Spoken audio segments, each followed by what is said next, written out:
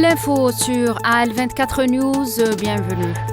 En sa qualité d'envoyé spécial du président de la République algérienne Abdelmajid Tebboune, le ministre d'État, ministre des Affaires étrangères Ahmed Attaf a été reçu par le président intérimaire syrien Ahmed Hussein al-Shara, auquel il a remis une lettre écrite de la part du président. Les deux parties ont exploré les moyens de renforcer les liens entre les deux pays et de les hisser au niveau les plus élevé possible. L'occasion a été également saisie pour réitérer la solidarité constante de l'Algérie et son soutien indéfectible à la Syrie en cette période délicate de son histoire contemporaine.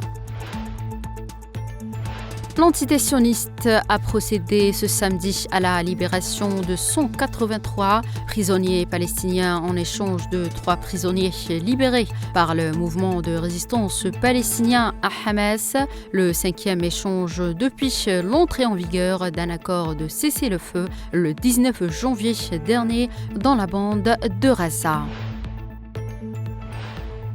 Le juge libanais chargé de l'enquête sur l'explosion meurtrière au port de Beyrouth en 2020 a procédé hier à 2 interrogatoires après une suspension de plus de 2 ans de l'enquête, a indiqué un responsable judiciaire.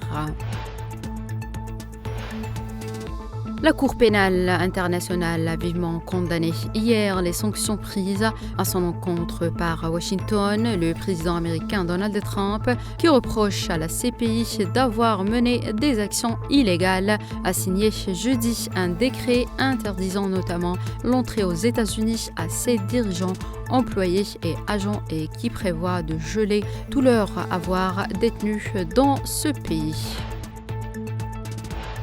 La porte-parole de la diplomatie russe a déclaré hier que le non-renouvellement de l'accréditation d'un correspondant du Monde faisait suite à plusieurs refus de la France de délivrer un visa à un journaliste russe. Maria Zakharova a précisé que Paris, qui brandit la menace d'une réponse, avait été mis en garde contre ces refus répétés. La Corée du Nord a déclaré ce samedi que ses armes nucléaires sont destinées à un usage militaire et non à être utilisées comme des objets de négociation au milieu des tensions croissantes sur la péninsule coréenne. Cette déclaration intervient après que les États-Unis aient annoncé leur intention de chercher à obtenir la dénucléarisation complète de la Corée du Nord sous la présidence de Donald Trump. Enfin, le Mexique a mené vendredi une vaste opération de contrôle routier à sa frontière avec la Californie pour faire barrage à un éventuel trafic de fentanyl vers les États-Unis et éviter des droits de douane américains sur ces produits. C'est la fin de cette édition. Merci de l'avoir suivi.